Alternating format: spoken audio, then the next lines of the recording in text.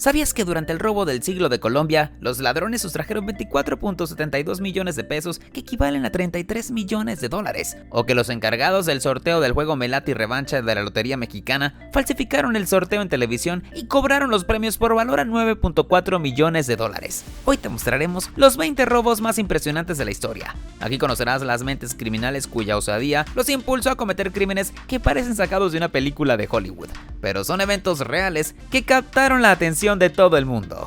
Vamos a verlo, que está increíble. Robo del siglo en Colombia. El 16 de octubre de 1994, Colombia fue testigo del robo más grande de su historia, que aún hoy en día despierta fascinación por la audacia de sus criminales. La planificación del atraco comenzó unos meses antes, cuando dos veteranos del crimen, llamados Benigno Suárez Rincón y Alexander Flores Salcedo, se aliaron con personas del bajo mundo expertos en ese tipo de operaciones y también tuvieron la ayuda de Juan Carlos Carrillo Peña, jefe de la Policía Judicial.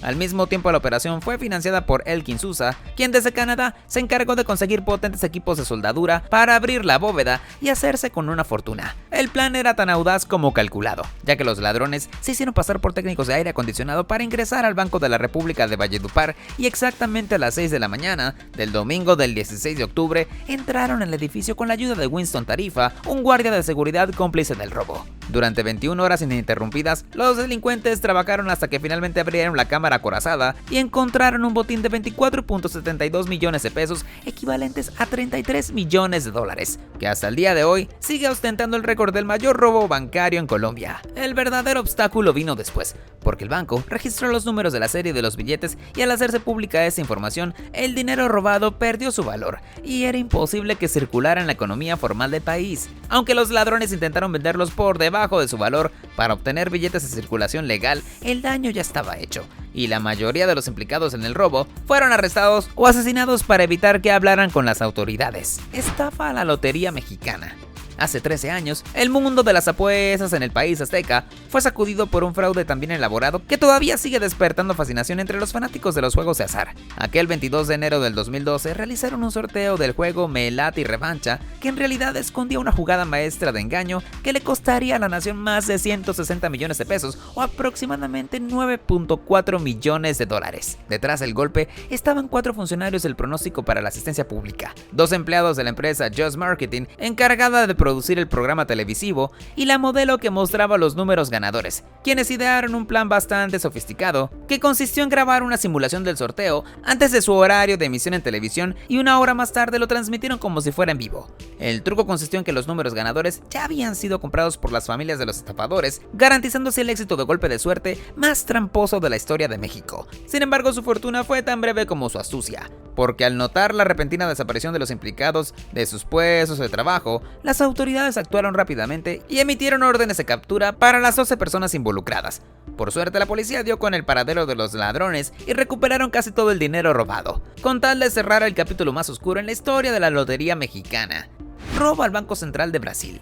El viernes 6 de agosto del 2005, la ciudad de Fortaleza despertó sin saber que acababa de ser escenario del mayor robo de la historia de Brasil. Aquel día un grupo de criminales se llevó la increíble suma de 165 millones de reales, equivalentes a unos 70 millones de dólares. Pero lo más impresionante no fue la cantidad, sino cómo lo lograron. Tan solo imagina este escenario, en que las 3,5 toneladas de billetes robados habría alcanzado la altura de un edificio de 10 pisos si fueran apilados unos sobre otros. Y todo ese dinero fue sacado por un túnel de 80 metros que conectaba el banco con una tienda ubicada a una cuadra de distancia. Lo más increíble del caso fue que nadie sospechó nada porque la operación empezó 3 meses antes, cuando los ladrones alquilaron la tienda y a diario los vecinos veían camiones llenos de tierra entrando y saliendo, pero jamás imaginaron lo que pasaba bajo sus pies. El túnel era una obra maestra de ingeniería clandestina, pues tenía apenas 71 centímetros de ancho y tenía vigas de madera, escaleras, cableado eléctrico, iluminación, ventilación e incluso aire acondicionado para garantizar que el plan se ejecutara sin fallas. Cuando los empleados del banco llegaron el lunes, ya era demasiado tarde y los criminales se habían desvanecido, dispersos en 11 autos rumbo a diferentes destinos dentro del país. Pero la perfección del golpe duró poco. Al día siguiente, uno de los miembros de la banda cometió un error garrafal cuando compró 10 autos de contado en una zona muy pobre de Brasil. A partir de esa pista, respuesta, la policía emprendió una investigación y al final unas 3 docenas de personas fueron acusadas y 26 terminaron tras las rejas. Sin embargo, del botín original solo recuperaron 32 millones de reales y el resto sigue perdido sin que nadie conozca su paradero. Robo al Banco Central de Irak. Alrededor de las 4 mañana del 16 de marzo, justo antes de que los misiles estadounidenses comenzaran a caer sobre Bagdad para dar comienzo a la guerra de Irak, 3 enormes camiones se detuvieron frente al Banco Central de la Nación. En el silencio de la madrugada comenzó una operación que parecía sacada de una película de espionaje, pues durante varias horas los empleados del banco cargaron con precisión militar unos 900 millones de dólares en billetes de 100 junto con otros 100 millones de euros. Todo se hizo en un solo disparo y sin violencia, ya que solo bastó con una nota de entrega al director del banco por Quay Hussein, jefe de las fuerzas militares iraquíes e hijo del dictador Saddam Hussein. El documento llevaba la firma de su padre y argumentaba que esta medida extraordinaria era esencial para evitar que el dinero cayera en manos enemigas. Pero en un giro asombroso de la historia, el intento del régimen por esconder su fortuna no tuvo final feliz. Poco después de la caída del gobierno, las fuerzas lideradas por Estados Unidos encontraron cientos de millones escondidos en los palacios abandonados de Saddam. A lo largo de varios meses, el botín, que pesaba 20 toneladas, fue trasladado en secreto a Kuwait, donde realizaron una operación de conteo a puerta cerrada, pero el dinero empezó a desaparecer poco a poco. Los fajos de billetes fueron guardados en mochilas, metidos en baúles o enviados por correo, debido a que los soldados, que jamás imaginaron estar tan cerca de una fortuna de esta magnitud, vieron la oportunidad y no resistieron robar un poco para ellos. Con el tiempo, la situación se volvió insostenible, ya que entre el 2004 y el 2008, al menos 35 militares estadounidenses fueron condenados por robar parte del dinero que legalmente les pertenecía a los ciudadanos iraquíes. Entre ellos, uno de los casos más conocidos fue el del mayor de los marines, que fue condenado por comprar un Hummer y un BMW pagados en efectivo con $700,000 del saqueo. Pero lo peor del caso es que del dinero robado poco o nada volvió a sus legítimos dueños y fue un ejemplo más de cómo la tentación puede corromper a las personas que juraron defender las leyes. Diamantes de Amberes. Leonardo Notarbartolo no era un ladrón común, ya que desde los 8 años su vida estuvo marcada por el crimen, pero fue en el distrito de diamantes de Amberes de Bélgica donde alcanzó el punto más alto de su carrera delictiva tras ver la oportunidad perfecta de cometer uno de los golpes más grandes de la historia. Durante un tiempo, se movió entre los comerciantes como uno más tras rentar una oficina y se presentó como un respetado experto en gemas, así que en poco tiempo se ganó la confianza de todos. Pero detrás de esta fachada tramaba algo gigantesco. Primero estudió a fondo el sistema de seguridad de la bóveda más protegida del mundo y con una precisión casi obsesiva construyó una réplica exacta para descubrir cómo abrirla. Con la ayuda de un equipo selecto de criminales altamente calificados, conocidos como la Escuela de Turín, pusieron en marcha su plan. El 16 de febrero del 2003, el golpe fue ejecutado con una precisión quirúrgica, dado que en solo 2 horas burlaron 10 capas de seguridad formadas por cámaras y sensores térmicos, magnéticos y de movimiento. También usaron cinta adhesiva, sprays especiales y hasta papel de aluminio para engañar a los sistemas y no alertar a nadie de su presencia cuando sustrajeron $100 millones en diamantes, oro y joyas. Por un breve instante parecía el robo perfecto, hasta que todo se vino abajo por un error humano. El culpable fue Pietro Tavano, alias Speedy, uno de los cómplices que sufrió un ataque de pánico durante la huida y, encontrándose presa del miedo, arrojó evidencia y parte del botín en un bosque cercano, sin saber que se trataba de una propiedad privada. Al descubrir los diamantes sueltos y un recibo con detalles incriminatorios, el dueño del terreno alertó a la policía y estos usaron las pistas recolectadas para ir directamente a arrestar a Leonardo Notarbartolo. El ladrón fue condenado a 10 años de prisión, mientras que sus compañeros recibieron 5 años tras las rejas. Pero los diamantes jamás fueron recuperados y hasta el día de hoy, Notarbartolo insiste en que él no fue el cerebro del golpe, por lo que nadie sabe el paradero de uno de los botines más grandes del siglo XXI. Robo a Lufthansa. La madrugada del 11 de diciembre de 1978 se consumó uno de los robos más legendarios usados en la historia criminal de Estados Unidos, cuando fue atracado el depósito de Lufthansa en el aeropuerto John F. Kennedy de Nueva York. Orquestado por miembros de la familia criminal Lucchese y liderado por el temido James Burkey, el golpe resultó en un robo de $6 millones en efectivo y joyas de oro provenientes de transferencias internacionales, siendo esta una cifra que hoy equivaldría a más de $30 millones.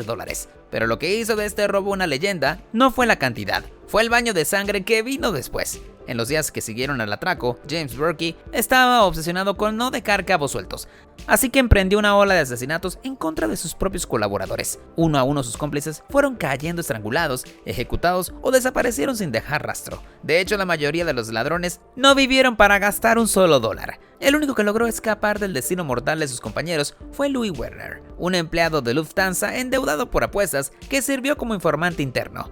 Cuando la presión cayó sobre él, colaboró con el FBI, testificó y fue condenado a solo 5 años de prisión, por lo que a su liberación inició el programa de protección de testigos y su rastro se perdió para siempre. Con respecto al destino de James Burke, la mayor ironía ocurrió cuando fue sentenciado a 12 años de cárcel por su rol en un escándalo de apuestas y sobornos relacionados con el equipo de baloncesto del Boston College, e igualmente fue condenado a otros 20 años más por diversos crímenes.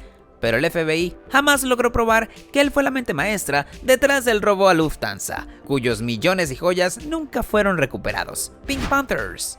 Después de cientos de atracos que suman más de $1.000 millones, la banda conocida como Pink Panthers o las Panteras Rosas sigue siendo un fantasma que recorre los lugares más lujosos del planeta. Aunque su apodo suena a caricatura glamurosa, no fue a elección propia, ya que en realidad fue la Interpol quien los bautizó así tras quedar asombrados por la audacia de sus golpes. De acuerdo a las investigaciones policiales, se cree que sus integrantes son ex soldados serbios y de otras ex repúblicas yugoslavas, endurecidos por la guerra y hábiles en operaciones rápidas y silenciosas. Pero en vez de seguir carreras militares o criminales convencionales, encontraron un terreno más brillante en el mundo de la alta joyería. Entre sus atracos más lucrativos se encuentra el robo a la joyería Graft en New Bond Street, Londres, en 2003, donde se llevaron 23 millones de libras en diamantes. Pero no se conformaron con ese botín, dado que un par de años después regresaron al mismo lugar y se llevaron otros 2 millones de libras en joyas.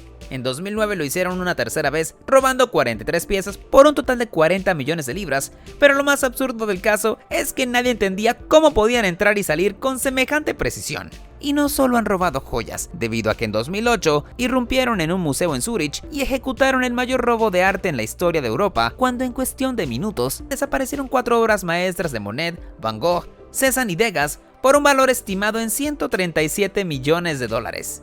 Robo al Banco Central de Bangladesh. En esta ocasión, los ladrones no necesitaron pasamontañas, ni armas, ni herramientas para forzar una bóveda. Solo les bastaron unas computadoras con conexión a internet y un plan tan frío como brillante para robar una cantidad que sería casi imposible sustraer directamente de la bóveda de un banco. El asalto ocurrió cuando 35 órdenes fraudulentas emitidas en el nombre del Banco Central de Bangladesh fueron dirigidas a una cuenta en la Reserva Federal de Nueva York con el objetivo de transferir nada más y nada menos que $1.000 millones a varias cuentas privadas en distintas partes del mundo. Afortunadamente, el sistema de seguridad detectó a tiempo la mayoría de los intentos y rechazó 30 de las 35 instrucciones, pero 5 lograron burlar las defensas y se ejecutaron con éxito para transferir $101 millones a cuentas en Sri Lanka y Filipinas. A pesar de una intensa investigación internacional, solo recuperaron 18 millones y los restantes $83 millones desaparecieron como si nunca hubieran existido. Lo más inquietante es que los responsables jamás fueron capturados y las pistas apuntaban a algo más siniestro, ya que muchos expertos en ciberseguridad creen que el ataque fue orquestado por hackers vinculados al régimen de Corea del Norte, que en años recientes ha usado el cibercrimen como una fuente de financiamiento. Hackers rusos. En los últimos años, una silenciosa pero letal red de hackers ha sacudido al mundo financiero con una serie de ataques tan meticulosos que lograron robar más de $1.000 millones, y este número no hace más que aumentar día tras día. A diferencia de los ladrones que entran con pasamontañas y armas, esos criminales digitales operan desde las sombras, ocultándose detrás de sus computadoras en el vasto territorio de Rusia. Según la firma de ciberseguridad, cada operación está diseñada para parecer parte de una rutina de banco, pues nunca roban más de $10 millones por golpe, pero su alcance es inmenso luego de infiltrarse en más de 100 bancos repartidos en 30 países. El modus operandi es tan sofisticado como inquietante, dado que utilizan phishing y robo de identidad para acceder a las redes bancarias. Una vez dentro, no actúan de inmediato y se esconden durante meses, observando, tomando capturas de pantalla e incluso grabando a los empleados a través de sus propias webcams. Todo para aprender con precisión quirúrgica cómo funciona cada sistema. Cuando están listos, su golpe consiste en programar cajeros automáticos para que les entreguen dinero, crear cuentas fantasma y hacen transferencias desde bancos ubicados en lugares tan diversos como Estados Unidos, Alemania, China y Ucrania. Lo más inquietante del caso es que los expertos aseguran que si no son detenidos, esos hackers rusos podrían duplicar el botín en los próximos 5 años. Pero hasta el momento nadie ha sido arrestado y la policía sigue sin saber quiénes son en realidad. Nigeriano roba $1.300 millones a petroleras. En 2012, la empresa petrolera Shell y Eni desembolsaron $1.300 millones para adquirir los derechos del codiciado pozo OPL 245 frente a las costas de Nigeria, que albergaba 9.000 millones de barriles de petróleo. Pero detrás de ese negocio multimillonario se escondía una trampa digna de película. En lugar de ir a las arcas del Estado nigeriano, el dinero fue desviado a una cuenta en un paraíso fiscal, perteneciente a una empresa fantasma llamada Malibu Oil and Gas. Y el verdadero cerebro de esta operación fue Dante Tete, exministro del petróleo de Nigeria, con un historial ya manchado por lavado de dinero. Tan pronto recibió el dinero, el político corrupto no perdió el tiempo, pues se repartió el botín entre sus cómplices y se embolsó 336 millones de dólares, con lo que se compró un jet privado de 57 millones y varias mansiones. El descaro fue tal que dejó a dos titanes de la industria energética en una batalla legal desesperada por recuperar su dinero. Si bien el gobierno nigeriano congeló cuentas y confiscó propiedades, la mayor parte de los 1.300 millones estafados podrían estar perdidos para siempre en una de las peores tramas de corrupción de los últimos tiempos, que arruinó aún más la de por sí ya terrible reputación de Nigeria en el plano de los negocios internacionales. Asalto al tren postal. A las 3 de la mañana del jueves 8 de agosto de 1963, un tren de la empresa postal Royal Mail viajaba desde Glasgow hacia Londres cargado de cartas, paquetes y una fortuna en efectivo. Cuando el ferrocarril se encontraba a unos 58 kilómetros de su destino, cerca del pueblo de Cheddington, comenzó a reducir la velocidad frente a una señal roja que nadie esperaba. Enseguida el conductor David Chidby bajó para averiguar qué ocurría y lo que encontró fue más siniestro que una simple falla técnica, debido a que la luz fue manipulada con una lámpara de mano y baterías de 6 voltios. Al comprender lo que sucedía, ya era demasiado tarde, pues un brazo lo tomó por detrás y le susurraron al oído: "Si gritas te mataré". Varios hombres encapuchados lo escoltaron de vuelta a la locomotora y lo obligaron a separar los 2 primeros vagones de los otros 10, para luego avanzar 800 metros por la vía. En los vagones traseros, 75 empleados postales seguían trabajando sin sospechar nada, pero en el segundo vagón, aún acoplado a la locomotora, habían 4 trabajadores custodiando más de 2 millones de libras esterlinas en billetes de baja denominación, pero ninguno de ellos tenía un arma para defender esa fortuna. En cambio, los ladrones sí estaban armados con barras de hierro que usaron para forjar la puerta que separaba a los guardias del dinero. Enseguida los ataron y comenzaron a arrojar 120 sacos de correo colina abajo, donde sus cómplices esperaban en vehículos para huir. En apenas 15 minutos, 15 hombres habían desaparecido en la oscuridad con 2.6 millones de libras esterlinas, que hoy en día equivalen a más de 55 millones. Eventualmente la policía capturó a casi todos los delincuentes tras encontrar huellas dactilares en su guarida, a excepción del 16º ladrón, un infiltrado del servicio postal que jamás fue identificado ni detenido. Al final, solo el 10% del botín fue recuperado, pero en 1971 los billetes del Reino Unido fueron rediseñados y el resto del dinero se volvió inútil. Aún así, el gran robo del tren sigue siendo una leyenda del crimen perfecto, porque se trató de una operación rápida, astuta y casi imposible de repetir. Robo en el depósito de Knightsbridge. El 12 de julio de 1987, el exclusivo vecindario de Knightsbridge en Londres se convirtió en el escenario de uno de los atracos bancarios más audaces y descarados de la historia. A plena luz del día, el ladrón italiano Valerio Vice entró junto a un cómplice del banco y solicitó una caja de seguridad para resguardar sus supuestas joyas y efectivo. Una vez dentro de la bóveda, sacaron sus armas, sometieron al director y a los guardias de seguridad y tomaron el control del banco desde adentro. Sin levantar sospechas, abrieron la puerta para que entrara el resto de la banda, cerraron el banco y comenzaron a vaciar las cajas de seguridad para hacerse con un botín de 82 millones de dólares entre efectivo y joyas. Pero el golpe, que parecía sacado de una película, se vino abajo por un error de principiantes, ya que en lugar de desaparecer discretamente, la banda se quedó en Londres y empezó a derrochar el dinero en autos deportivos, joyería y propiedades multimillonarias, lo que inevitablemente despertó la atención de la policía. Las autoridades lograron arrestar a todos los miembros de la banda, a excepción de Valerio Vice, que logró huir a Sudamérica. Pero no por mucho tiempo. Sintiéndose seguro de que la policía no estaba detrás de él, volvió a Inglaterra para recoger su Ferrari Testarossa y fue inmediatamente arrestado y condenado a 22 años de prisión. En un giro de la historia un tanto macabro, el criminal fue liberado el 19 de abril del 2000, pero murió el mismo día en una balacera con la policía para sellar el destino del que fue uno de los ladrones más intrépidos de Europa. Robo al Banco Británico del Medio Oriente.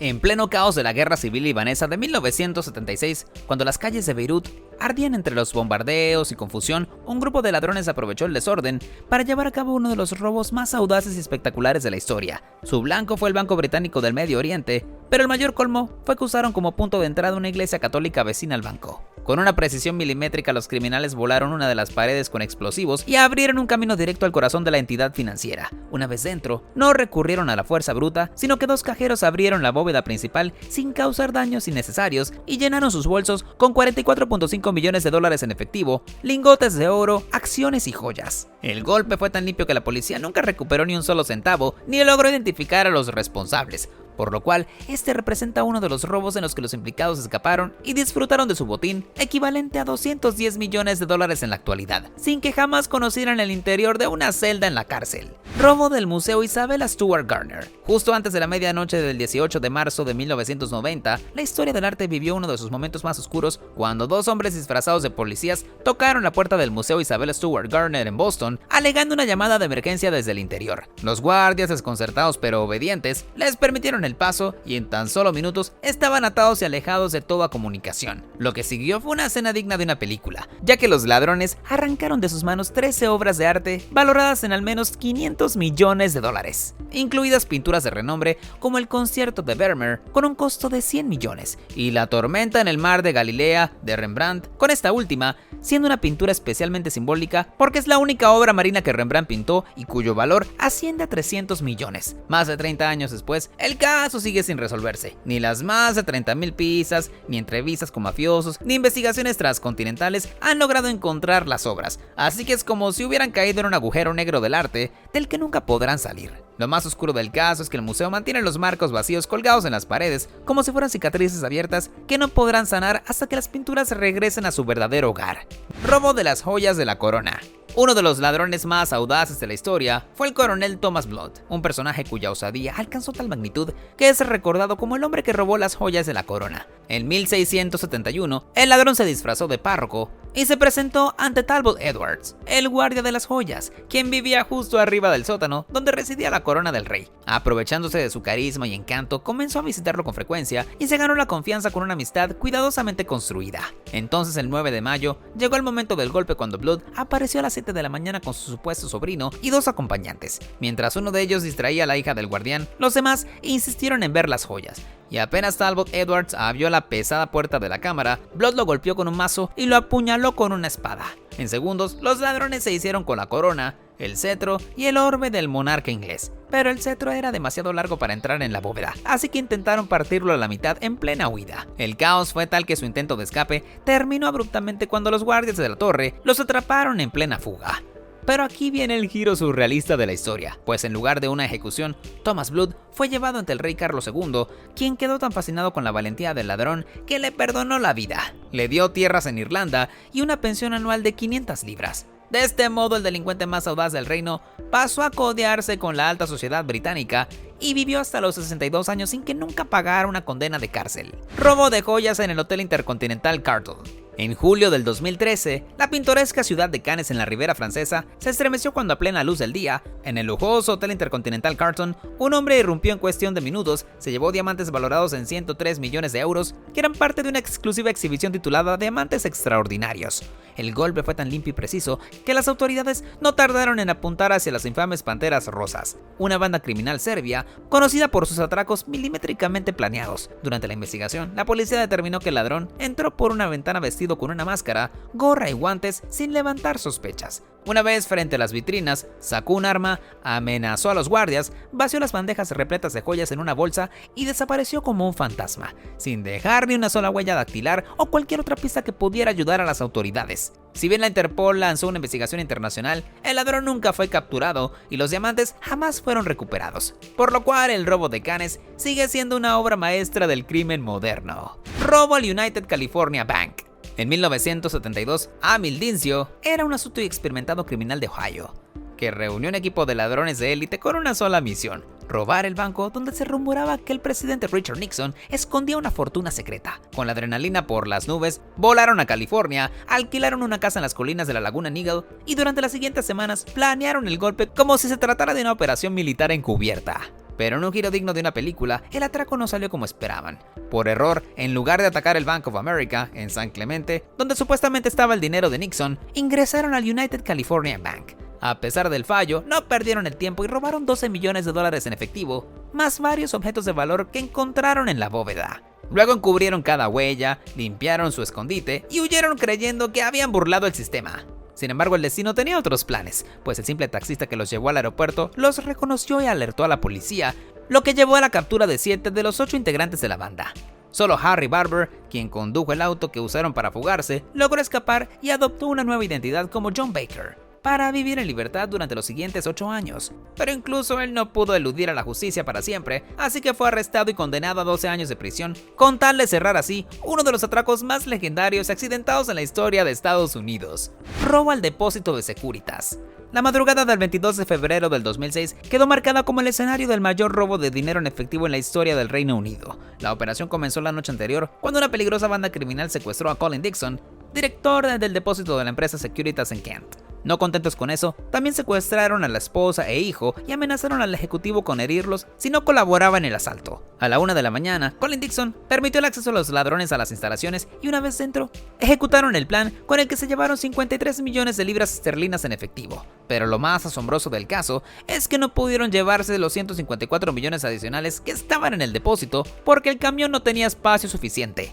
Sin embargo, lo que parecía el golpe perfecto empezó a desmoronarse por errores básicos como huellas dactilares, rastros de ADN y usaron máscaras hechas por la hija de un policía, quien tras ser detenida los delató.